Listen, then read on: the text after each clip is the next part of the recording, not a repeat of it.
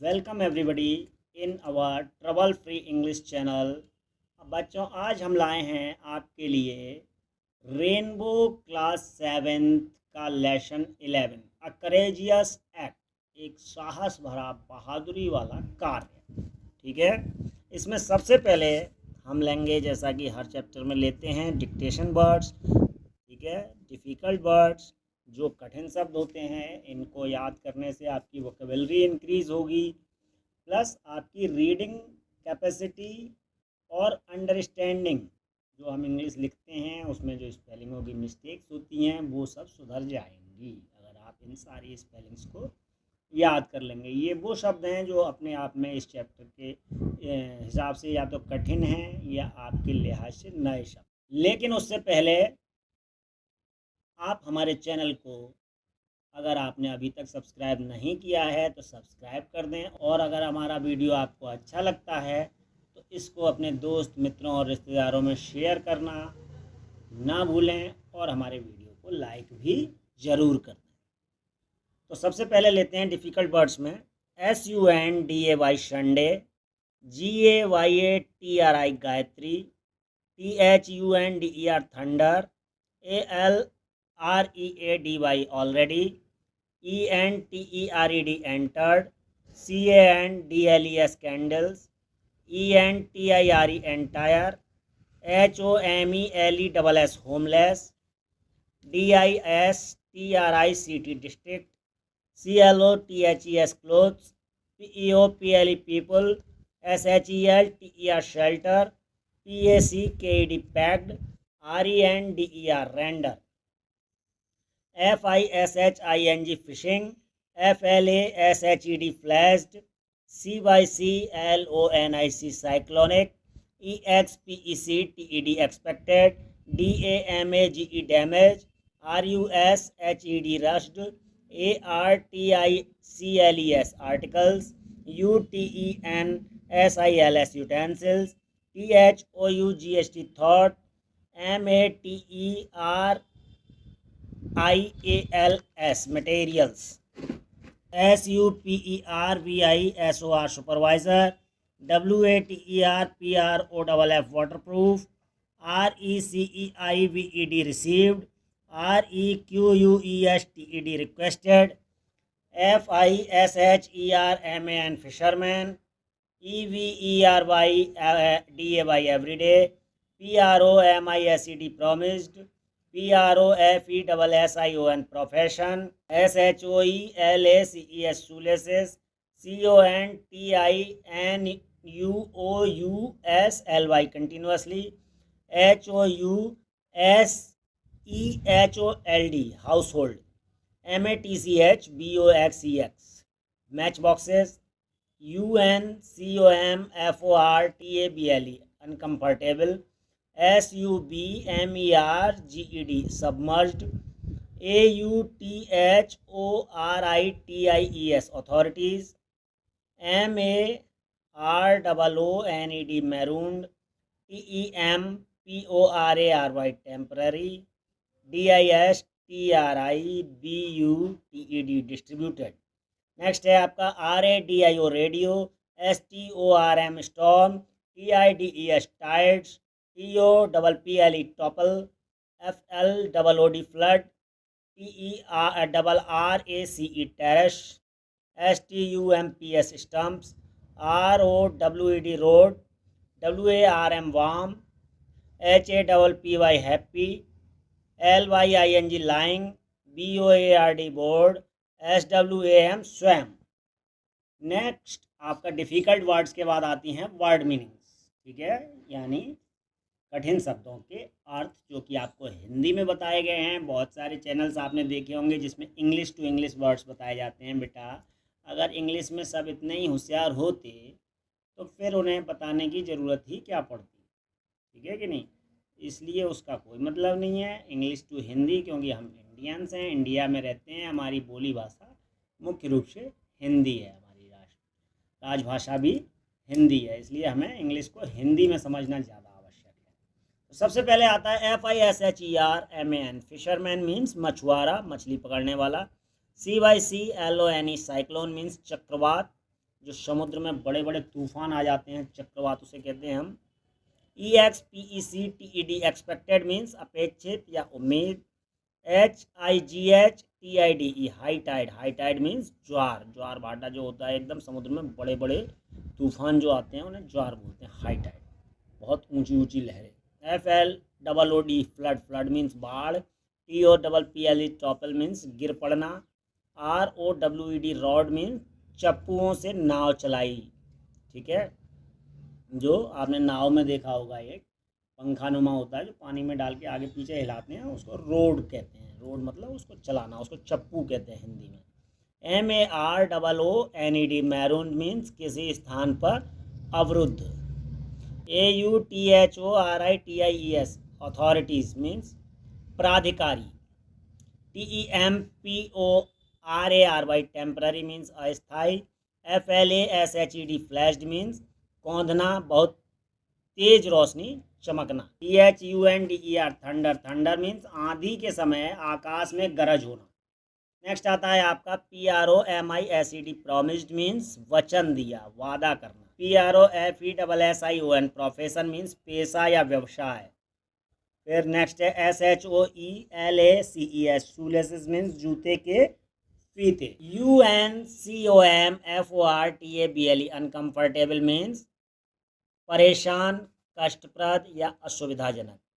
SUBMERGED submerged means जलमग्न, निमग्न। RENDER render means किसी को सहायता आदि देना। DISTRIBUTED डिस्ट्रीब्यूटेड मीन्स विवरण दिया या बांट दिया। AUTHORITIES अथॉरिटीज मीन्स कुछ करने का अधिकार या अनुमति। नेक्स्ट आता है आपका आंसर द फॉलोइंग, यानी निम्नलिखित प्रश्नों के उत्तर देने हैं। अब सबसे पहला प्रश्न है आपका, what was the profession of Gayatri's father and what did he promise her. Gayatri के पिता का क्या व्यवसाय था और उन्होंने उससे क्या वादा किया था। तो Gayatri's father was a fisherman, Gayatri के पिता एक मछुआरे थे, मछली पकड़ने का कार्य करते थे वो। He promised that he would teach her fishing, उन्होंने उससे वादा किया था कि वो उसे मछली पकड़ना सिखाएंगे, फिशिंग सिखाएंगे। नेक्स्ट आता है why was Gayatri excited, Gayatri उत्सुक क्यों थी। Gayatri was excited because she was going for fishing in the sea with her father, Gayatri इसलिए उत्सुक थी क्योंकि वो अपने पिता के साथ समुद्र में मछली पकड़ने के लिए जाने वाली थी। What was the news flashed on the radio, radio पे क्या समाचार प्रसारित हुआ, क्या न्यूज़ फ्लैश हुई अचानक, ठीक है, जो अचानक न्यूज़ आती है।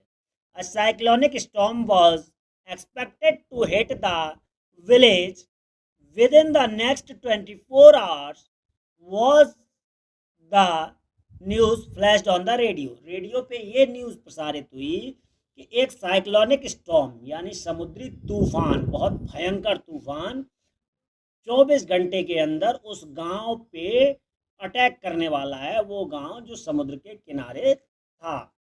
तो बचने के लिए ये न्यूज़ प्रसारित हुई थी। Next, how did Gayatri save her house hold items from the flood, Gayatri ने अपने घर के सामान को बाढ़ से कैसे बचाया।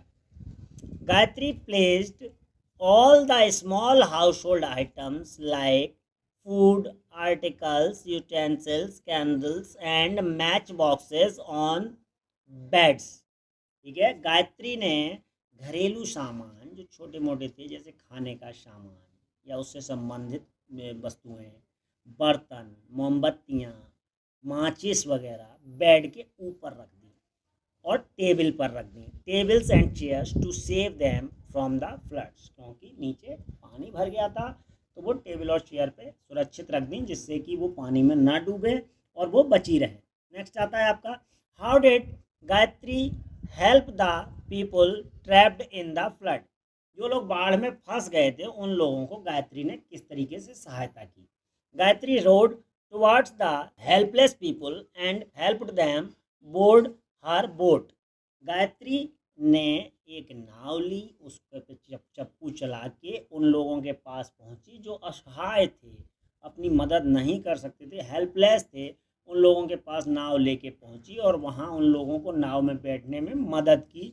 Then then she rode to the town hall and dropped them there. उसके बाद उसने वो चप्पू चलाकर उनको टाउन हॉल में लाई। टाउन हॉल एक जो जगह थी जहाँ पे उन लोगों को उतार के इकट्ठा किया जा रहा था, वहाँ उन लोगों को उतारा जहाँ वो रह सकें। She also donated some clothes, food, matchboxes and candles for them. और उसने अपने घर से लाके कुछ कपड़े और कुछ भोजन और माचिस, मोमबत्तियाँ आदि उन लोगों को दान दी, जिससे वो अपना काम चला सकें, जो जिनके पास ये सब चीज़ें नहीं थी। नेक्स्ट आता है आपका, we use a lot of to indicate a large amount or number of people. हम ए लॉट ऑफ शब्द का प्रयोग कहाँ करते हैं इसका, जहाँ पे हमें ये इंडिकेट करना होता है, जहाँ पे बहुत सारे के लिए इंडिकेट करना होता है, ठीक है, बहुत सारा सामग्री या बहुत सारे लोग, ठीक है, या बहुत सारे जानवर, एनिमल्स या और थिंग्स के लिए भी हम ए लॉट ऑफ प्रयोग करते हैं। जैसे ए lot of people in Uttar Pradesh speak Hindi. बहुत सारे लोग उत्तर प्रदेश में हिंदी बोलते हैं। नेक्स्ट आता है, we waste a lot of food in parties. हम पार्टी में बहुत सारा भोजन बर्बाद कर देते। नेक्स्ट आता है आपका, now make sentences using the table below. नीचे एक टेबल दी हुई है जो आपकी बुक में भी दे रखी है। उस टेबल को देख के, जैसे इसमें देयर इज और देयर आर दिया हुआ है, इसका इन बीच में ए लॉट ऑफ का प्रयोग करना है। आपको ए लॉट ऑफ लगाना है, जैसा कि हमने एग्जाम्पल में पहले समझा दिया है ए लॉट ऑफ कहाँ प्रयोग होता है। और ये चार कुछ प्रेडिकेट्स दिए हुए हैं। एनिमल्स इन द जू, यानी जानवर चिड़ियाघर में हैं। वाटर इन दैट जग, इस जग में पानी है, ठीक है, इनको लगा के। Books in our library, sugar in the box, इनको लगा के आपको सेंटेंस मेक करना है। जैसे पहला बनेगा आपका, there is a lot of water in the jug. Jug एक है, ठीक है, there is a lot of water in the jug. Next आता है, there is a lot of sugar in the box, ठीक है, बॉक्स भी एक है, तो उसमें शुगर कितनी भी ज़्यादा हो, लेकिन बॉक्स तो एक है, तो एक शुगर में बहुत सारी चीनी है या एक जग में बहुत सारा पानी है। नेक्स्ट आता है आपका, there are a lot of books in our library. अब यहाँ पे बहुत सारी बुक्स हैं, लेकिन बुक्स काउंटेबल हैं, बहुत सारी हैं, ठीक है, लाइब्रेरी में।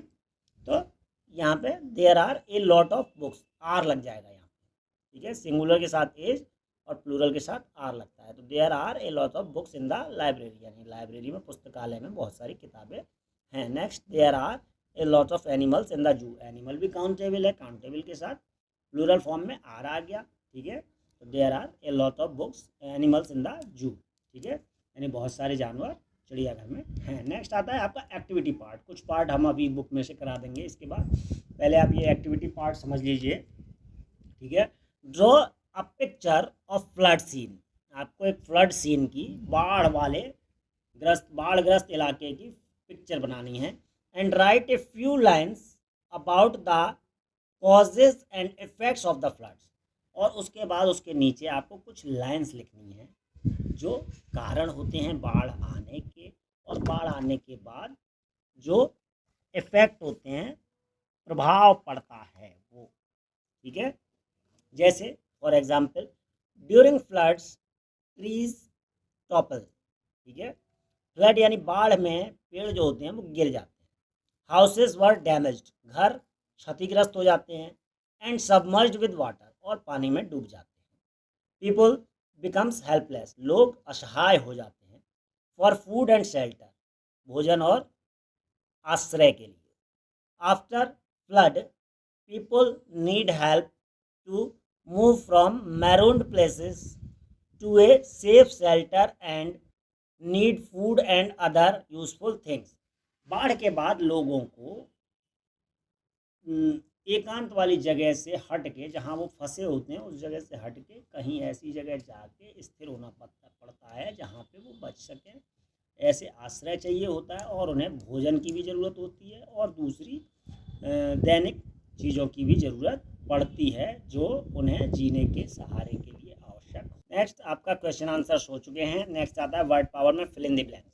ये कुछ शब्द दे रखे हैं, टॉपेल्ड, रोड, सबमर्ज, शेल्टर, यूटेंसिल्स, इन सब के अर्थ हमने आपको बता ही दिए हैं। ये कैसे भरे जाएंगे फिल इन द ब्लैंक्स में वो हम करा देते हैं, आप कर लीजिए बुक में।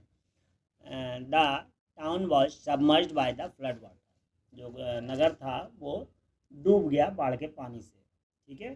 सबमर्ज यानी पानी में डूब जाना। Anu rowed the boat to shores, Anu ने नाव चलाकर ले गई किनारे की तरफ, ठीक है, शोर की तरफ। The earthquake toppled the buildings, जो भूकंप होता है उसमें वो बिल्डिंगों को, बड़ी बड़ी इमारतों को गिरा देता है। The made washed all the utensils of the kitchen, जो मेड थी, नौकरानी थी, उसने रसोई घर के सारे ही बर्तन मांज दिए या धो दिए। Human beings need food, clothing and shelter, मनुष्य जो है उसे भोजन, कपड़ा और मकान यानी आश्रय, रहने का स्थान चाहिए ही। नेक्स्ट आता है लैंग्वेज पोर्शन। इसमें सिनोनियम है। फॉर एग्जांपल आपका दे रखा है सिनोनियम यानी समानार्थी शब्द या पर्यायवाची शब्द, जैसे काइंड और जेनरस दोनों का मतलब ही क्या होता है, दयालु।